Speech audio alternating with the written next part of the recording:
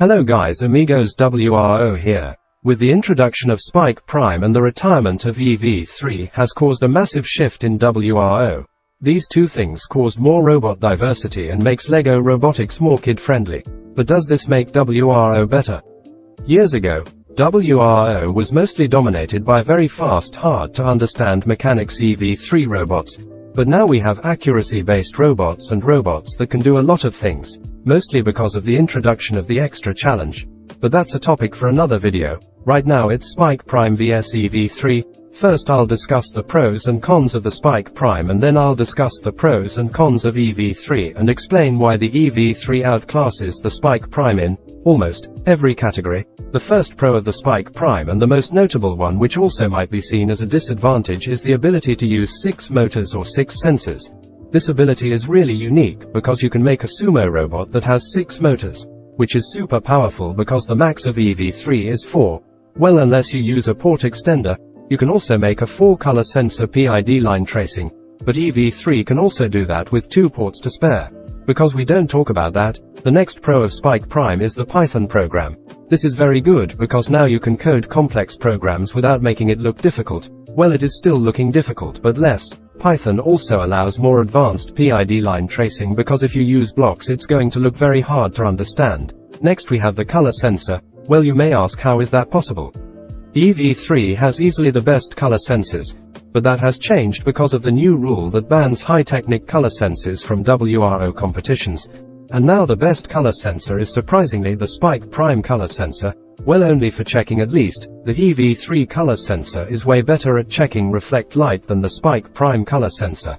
However, for long distances the Spike Prime easily wins. Another notable advantage is the built-in gyro sensor, which is going to be very useful, practically giving the Spike Prime 7 ports, but one has to be the gyro sensor.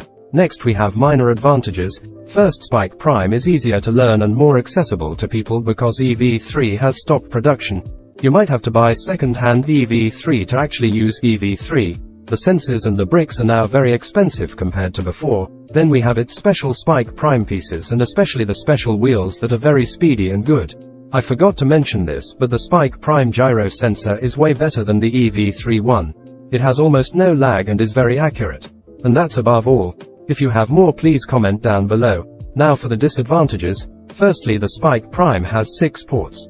This is the most notable disadvantage of the Spike Prime. Although a gift, it is also a curse.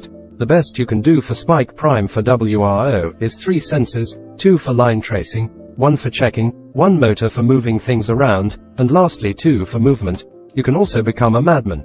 Use only 2 sensors. Rely on gyro sensor to walk around and not trace lines at all. Use 1 sensor to check if you're in the right spot. Use the other to check. And use the rest of the ports for motors for your mechanic shenanigans. If you're even crazier, you can use only 1 port as a sensor only to check and use the rest 5 ports for motor, which is really weird because even with gyro PID the robot isn't guaranteed to be in an exact spot, and 5 motors isn't even necessary. The best one here is probably going to be the 2 sensors and 4 motors choice, because in WRO a variety of mechanics is essential to complete the mission.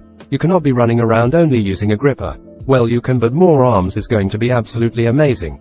If only Spike Prime had 2 more ports, it would have a way higher change to surpass EV3. It's like asking a person to remove 2 limbs and you can change your body but no adding limb. Perhaps in the future we could have a Spike Prime port extender, but of course in competition you can only have 8 ports. And if it does happen, then it's going to be crazy. The next glaring weakness of Spike Prime is its lag. When I use the program I constantly get teleported around. Maybe it's just me, but my computer can handle the EV3 program just fine, so I believe it's just that the Spike Prime software not very cool. Next we are going to discuss the advantages of EV3 and show how EV3 has better advantages than even Spike Prime, and how EV3 has way less weaknesses compared to Spike Prime. But, for people who only use Spike Prime, I will also tell how to use Spike Prime to its full potential and perhaps surpass EV3. Firstly, the advantage of EV3 is it has 2 more ports than Spike Prime, which basically means EV3 has 2 more limbs than Spike Prime. These 2 ports are absolutely essential. Just imagine this. A person with 2 arms and a person with 4 arms. Who's going to cook faster? Of course, no debate. The person with 4 arms will easily win because he can do things more efficiently. That's what's happening to EV3 and Spike Prime right now. The Spike Prime has 2 lesser arms. The next advantage is the software compatibility. EV3 is actually able to connect to Python and MicroPython, but it just needs some special software. The EV3 software also bugs way less than Spike Prime, making it feel way better to use. Also, EV3's motors are also way better than Spike Prime. Check out the motors ranking video in the pinned comments. EV3 also has better PID color sensors. Even though the Spike Prime color sensor is way superior in the checking color department, then we have to EV3 mods. You can buy special plugs so that the EV3 can connect to power function motors, which are way more powerful than regular EV3 motors. The downside is that the power function motors cannot record the degrees, so you are going to have to use a timer for the power function. Overall, EV3 just has more hacks and versatility. If you are a beginner, I easily encourage you to buy EV3 even if it's second-hand, because EV3's motors don't break easily. It's probably not going to matter. If you had already bought Spike Prime though, don't worry. In the upcoming years, Spike Prime has gotten a lot stronger lately, because the WRO officials are banning high-technic color sensors, in turn making the second best checking sensor #1. Only if they update the software making Spike Prime better, and adding port extensions, their Spike Prime might be able to surpass EV3. So the best strategy right now is to actually wait. Wait for more updates to come, wait for more ideas, and maybe, just maybe, we can see the king dethroned. If you don't want to wait for that day, and that day might not even come, I recommend you experiment a lot with Spike Prime. Try using 2 sensors and 4 motors. Perhaps maybe even try 1 sensor 5 motors. Find the one you're comfortable with. Learn Python, since that's going to help a ton due to Python not having lag. Master the gyro PID. I am also going to link some useful links in the description.